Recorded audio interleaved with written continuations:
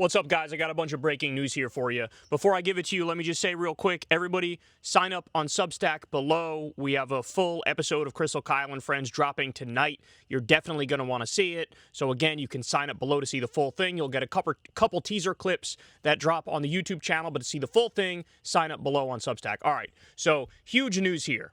So the Washington Post is reporting that there's this army unit that was supposed to do an exercise, okay?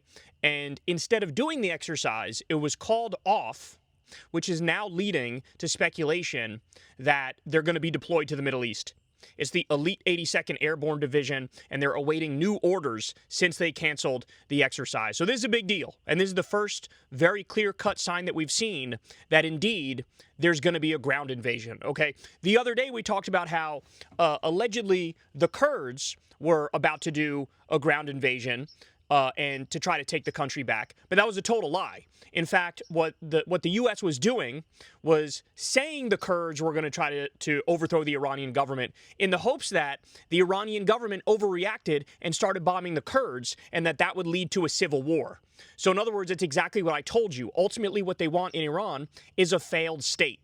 They want a system where, the country basically falls apart and Israel can be the sole power in the region, with nobody able to hold them in check.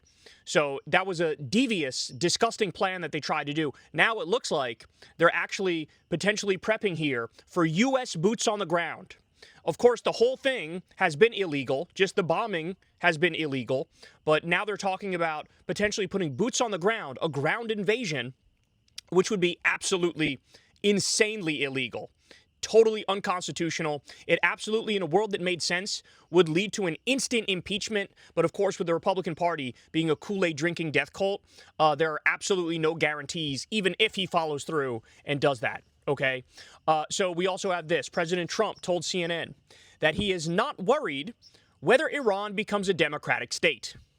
So this is exactly what we saw as well in Venezuela, where he was asked about it there, and he's basically, what? What are you talking about? No, I'm overthrowing the country to steal the oil and put hundreds of millions of dollars in my private bank account in Qatar.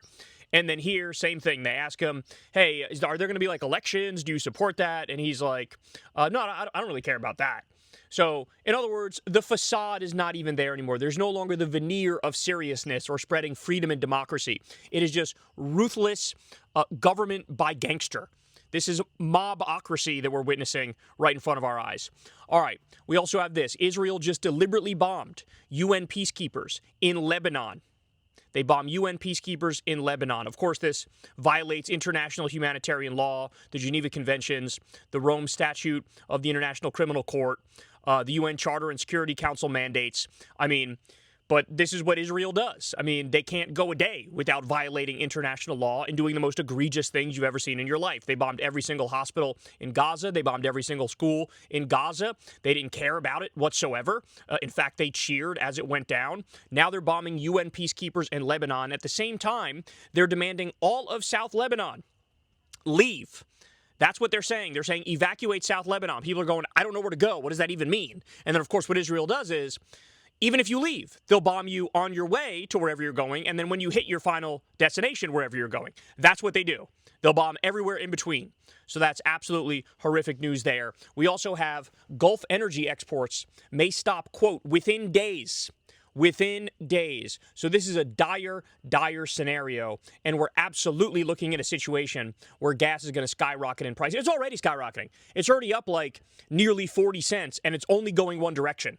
Okay, so as I said, the IRGC is saying $200 oil, which would mean $7 per gallon gas prices in the U.S. Just utter catastrophe, and that would lead to a massive economic shock that people are not prepared to deal with in this country in any way, shape, or form. All right, we also have this news. This is huge news. Iran hit an American Patriot missile site in the UAE. There were no injuries reported, but there's pictures of how they indeed successfully hit a Patriot missile site. So how much does this hurt the U.S.'s ability to continue to bomb? I don't know, but I guess we'll find out in due time. But they have successfully hit a Patriot missile site. We also have Camp Victory near Baghdad. Iraq has been attacked with I don't know if it's drones or missiles, but it's definitely on fire. And there's a short video that's now being spread around social media that Camp Victory has indeed been attacked successfully. Okay, so a lot is popping off, man. I'm away from you guys for like a few hours, and all of a sudden I got so many updates I have to give you. There's also a massive fire at a U.S. logistics facility in Basra after Iranian drone strikes. Okay, so this is KBR, formerly known as Kellogg Brown and Root. They're a subsidiary of Halliburton. You remember Halliburton? They were the defense contractor that Dick Cheney worked for. And then when he left there, he got a massive exit bonus of millions of dollars. And then he gave them a no-bid contract for, I forget the exact number, but a tremendous amount of money. And so, people used to point out all the time, well, hold on now. There's a conflict of interest. Dick Cheney makes a lot of money if he goes to war in Iraq and he gives this no-bid contract to the company he used to work for. Okay, so it's them. They're the ones who got hit. It's KBR, formerly known as Kellogg Brown and Root, subsidiary of Halliburton. They got attacked. One of the largest U.S. military contractors on Earth. Okay, so just absolute insanity. Again, you have pictures and videos of that floating around social media. Now, at the same time, I'm telling you examples of successful attacks that the Iranians did against like U.S. military bases and things of that nature. Okay, ready for this? Al Jazeera English reports another elementary school in Tehran, the Niloufar Square Elementary School, has been struck with another U.S.-Israeli attack. Okay, the Foreign Ministry, the Ministry of Foreign Affairs, I should say, spokesperson came out and announced this. In fact, in total, since the beginning of this war, they've bombed 4 schools in the last 6 days. I repeat, they've bombed 4 schools in the last 6 days. This is very intentional. This is very intentional. The Israelis call it the tornado plan. They want to bomb all the civilian areas in Tehran. In fact, they're literally bombing areas with opposition leaders, with protest leaders. Because again, the ultimate goal is to collapse civil society, make it a failed state, turn it into Libya, turn it into Syria, take Iran off the chess table, off the chessboard as, a regional power. That's the goal here from the U.S. and Israel, which is why you're seeing basically rampant carnage. It's the Gaza model. Just kill, kill, kill, and don't care who you're killing. Okay? Go after hospitals, go after schools. And this is insane, man. Imagine this was you. Imagine this was your family. Imagine this was your friends. This could be any of us in this scenario. Once you say schools and hospitals are no longer sacred places that you can't hit, and then, people start bombing it, well, then, schools and hospitals aren't sacred for anybody, right? I mean, this is obvious, but these people are so stupid they don't think about it or they don't care. Just absolutely satanic shit. There's also a huge fire at Mariband International Airport in Tehran. That's a big deal. A massive airport in Tehran has been hit. You also have the White House tweeting the most cringe shit I've ever seen about Operation Epic Fury. It's really Operation Epstein Fury, or the Jeffrey Epstein War, as we've talked about. But they're tweeting, like, they're making these compilations that have, like, movie clips in them and fucking, like, video game clips in them. And they're, like, trying to make it like, look at my lay epic chungus, fucking, tap dancing on the graves of the dead Iranians. You like this? Like, we'll put some cool music in the background and show us being badasses, bro. And it's just the saddest thing I've ever seen in my life. They killed over 100 children, and they're posting fucking video game memes about it. So just gross. And what would you expect? There's like some 14-year-old Groyper intern that's probably running the White House's social media. And now, it's the most depraved shit you've ever seen. From 4chan to the fucking White House is what we're looking at here. The U.S. military says that it has destroyed and damaged 43 Iranian warships so far. That's what they say. Now, I will say you do have to take with a grain of salt everything the U.S. says and everything Iran says. Usually the truth is somewhere in the middle. I trust human rights organizations. I trust, the media on the ground way more than I would trust, the U.S. government or the Iranian government. But having said that, if they're saying they took out 43 warships, even if they took out half that, that's devastating. Okay, that's absolutely devastating. All right, we also have this. The exiled crown prince, Reza Pahlavi, is now out there posting a video saying that he accepted the role of Iran's transitional leader. The only problem is nobody offered him that position. Nobody offered him. And he did this the other day. Like literally the day that you had the Grand Ayatollah get killed, Reza Pahlavi was on Fox Business talking to Maria Bartiromo. And he was like, so I'm in the midst of doing this transition government right now. And everybody was like, what the fuck is he talking about? Bro, you're in the United States, dog. You're in Maryland, bitch. What are you talking about? And here he is again. He's releasing these videos. He's got the old Iranian flag behind him, and he's basically like, yeah, no, I've accepted this role to be Iran's transitional leader. Like, what the fuck are you babbling about? This is like he's playing make-believe. He's perfect for the Trump regime and postmodern conservatism, which is what MAGA is. It's really like postmodern fascism, because he just makes shit up and runs with it, man. And that's what they all do. That's what they all do. All right, there's also a bunch of videos floating around. There was this massive bombardment in Paran City, southwest of Tehran, and basically the air is completely covered with this dust, right? It looks like 9/11 after the towers came down in New York City.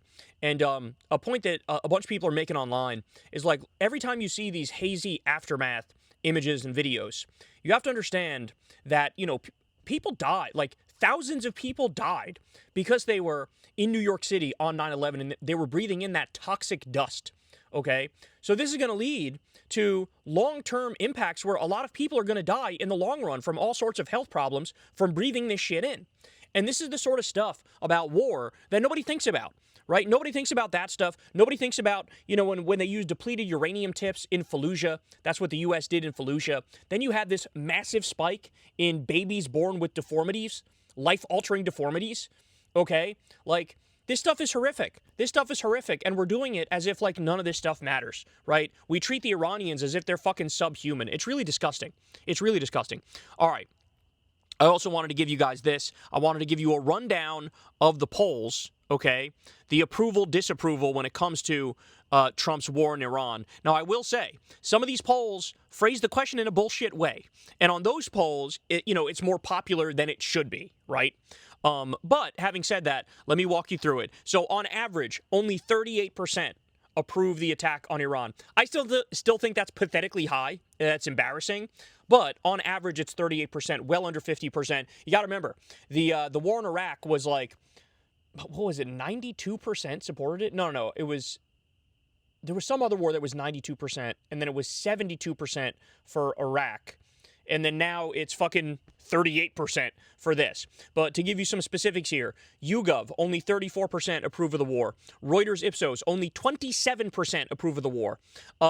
CNN, which really watered down the question because they asked, do you approve of the military action taken in Iran? For them, it went up to 41%.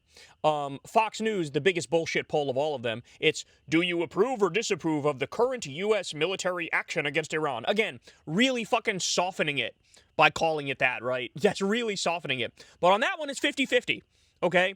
But the rest of them, it falls off a cliff. So Washington Post, 39% support. YouGov, 37% support. YouGov Economist, 32% support. I will say the lowest one, which is 27% with this lineup here, they asked the question the most directly out of all of them. Do you approve or disapprove of the U.S. strikes on Iran? When you phrase it, when you say regime change war, the number plummets even more, right? If you were to mention boots on the ground, which they're now planning, it plummets even more. So be careful with the way that they use weasel words in these polls, because that's what they do. Like, they'll find a way to try to pretend like, oh, the support is actually more than what you think it is. Okay? All right. Now, let me also give you this. This one is of MAGA voters specifically, and this is example number 4,712. MAGA are demons, okay? That's what they are. They're demons. They're satanic. They're demonic. They're in a terrorist death cult because they asked specific Trump 2024 voters, and we got 82% approve of Trump overall, and 86% approve of the military action in Iran. So I guess on the bright side, the last attack on Iran, it was literally 95% of MAGA voters. So it's gone down 9 percentage points. But 86% support this illegal and offensive war against Iran. Open-ended, forever war against Iran. Just absolutely horrific. Horrific. I don't know how you have a functioning country with these people, in it, who, they get to help make decisions and have their voice heard when they're just absolutely sadistic, disgusting little freaks, okay? And then I also have this.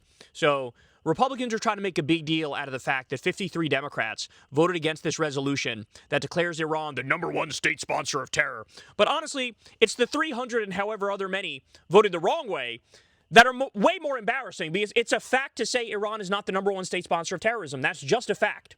Saudi Arabia, they're the one. It's that ideology from Saudi Arabia. Most of the hijackers on 9/11, they were from Saudi Arabia. The Al-Qaeda philosophy, the ISIS philosophy, jihadism, that is that extremist Sunni version. That comes from Saudi Arabia, okay? You also have the USA and Israel are the biggest terrorists in the region. Of course, Israel just committed a motherfucking genocide. Are you kidding me? And we're supposed to call Iran the number one state sponsor of terror? How many wars did the Grand Ayatollah start? The answer is fucking zero. He started zero. Do people understand that he repeatedly said, we don't want nuclear weapons? We have no interest in nuclear weapons whatsoever? Do they understand that?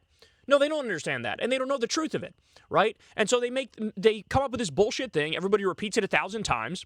Every fucking moron regurgitates it, right? And then, you get condemned if you point out, hey, it's literally factually wrong to say Iran is the number one state sponsor of terror. They literally have to go back to the 1980s to say, oh, they killed Americans. What, the fucking, like the Beirut bombing? You're gonna pin that on Iran? Or they say, oh, the roadside bombs in Iraq. So, in other words, Shia militias in Iraq who are from Iraq, who are protecting their country from an illegal and offensive invasion, somehow that's the number one state sponsor of terrorism? No, it's the USA, it's Israel, it's Saudi Arabia. It's not even close. And it's fucking disgraceful and disgusting that you have the GOP trying to pretend like, oh, it's scandalous that 53 Democrats voted against declaring Iran the number one state sponsor of terrorism. Fuck you guys. You don't know your ass from your elbow, and you're playing the stupid like, oh, gotcha game. I gotcha. You didn't say the stupid magic words that we made up that are fake. Like, oh my God, I hate these people. All right. Here's another thing that everybody's talking about here. Benjamin Netanyahu is currently telling Western media that this is a war to free Iran. But when he talks to Hebrew media, he talks about how we should kill them all. He talks about Amalek, the story in the Bible where you kill them all, even the women and the children. So just exactly what you'd expect. Just two-face bullshit. Embarrassing, horrendous, genocidal, every negative word you can come up with. And then finally, I'll give you guys this. Condoleezza Rice was seen walking into the White House today. Now, it was over some like college sports thing, I think, nominally. So it's not about the war per se. However, it is kind of crazy that she's walking in at this exact moment, because she, of course, was a key player in giving us the illegal and offensive war in Iraq, the disastrous war in Iraq. So, at first when I heard she went there, I was like, oh my God, are they literally in a position where they're now like begging Condoleezza Rice for help? Like, how do we get out of this? Tell us what to say. Tell us what to do. We don't even know. Like, what the fuck, man? But no, it looks like that wasn't the case. But it still looks horrible that you have the architects of the last illegal and offensive disastrous war now going to the White House, at a moment like this. Next thing you know, George W. Bush will be walking in there. And I will say, there's zero love for George W. Bush or Condoleezza Rice or that regime at all. They were fucking atrocious, and they're the ones who originally radicalized me in politics. But having said that, the Trump regime is objectively worse. They are. Like, they make the Bush people look like fucking geniuses, because at least they had some semblance of a plan, right? This is just like sadistic, fascist, imperialist, bloodthirsty insanity, but also mix in even more incompetence than the Bush regime, even more stupidity than the Bush regime. I mean, it is just, Jesus Christ, man. There's not a single competent person in the Trump regime. Not a single one. So anyway, there you have it. There are your updates. Like I said, everybody sign up on Substack below for Crystal, Kyle, and Friends. We have a full episode dropping tonight. You're definitely going to want to see it. You'll have some teaser clips that drop on the channel in a little bit for everybody to see. But sign up below so you can see the full episode. You don't want to miss any of the stuff that we've been talking about this week.